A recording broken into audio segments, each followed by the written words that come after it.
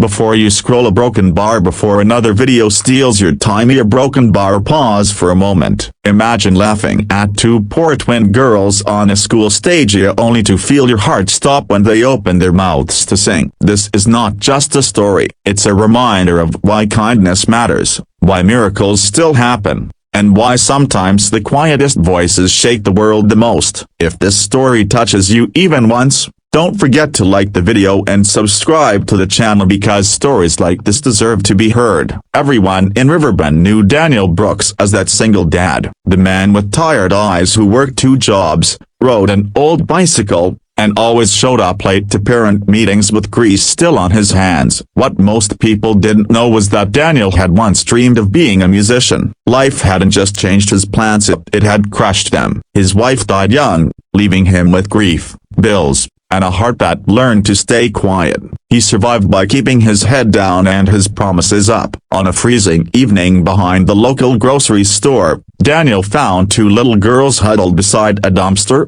sharing a torn coat and humming softly to keep warm. They were twins Lily and Luna, 9 years old, thin as shadows, with eyes too serious for their age. They weren't crying. That's what broke him. Kids who don't cry anymore have learned something no child should. Daniel bought them food, listened to their story of losing their mother and running from an abusive relative, and made a choice that would change all their lives. He took them home. Raising twins alone wasn't easy. Money was always short. Some nights dinner was bread and tea. The girls shared one bed and never complained. They helped with chores, laughed quietly, and always sang, while washing dishes, while doing homework, while falling asleep. Their voices were soft but perfectly in sync, like one soul split into 2 bodies. Daniel noticed, but he never said much. He'd learned that hope can hurt if you let it grow too big. At school, Lily and Luna didn't fit in. Their clothes were old, their shoes didn't match. Other kids whispered,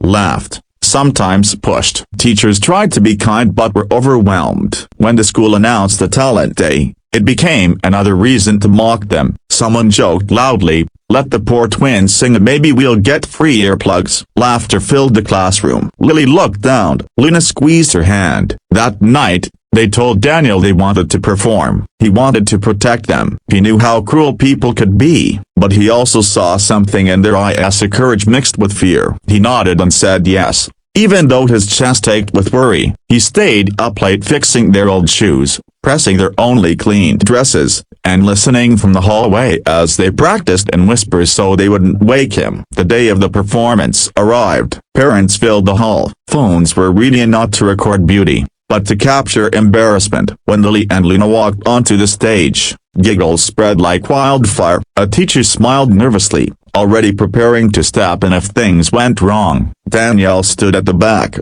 hands shaking, praying silently. The music started at just a simple piano track. Then the girls sang. The room went silent. Not the awkward silence of discomfort, but the heavy, sacred silence that falls when something real appears. Their voices were pure, haunting, perfectly blended. Pain and hope flowed through every note. They sang about loss, about waiting, about believing that someone would come. Parents froze. Phones lowered. A woman in the front row began to cry. A man who had laughed moments earlier covered his mouth in shock. Daniel felt his knees weaken. He had heard them sing before, but never like this. This was not practice singing. This was survival turned into sound. When the last note faded, no one clapped at first. Then one person stood, then another. Within seconds, the entire room rose to its feet. Applause thundered. The twins stood frozen, unsure, until Daniel pushed through the crowd, tears streaming down his face, and wrapped them in his arms. That performance changed everything. A local music teacher offered free lessons. A video of the twins singing went viral. Donations poured in, not just money,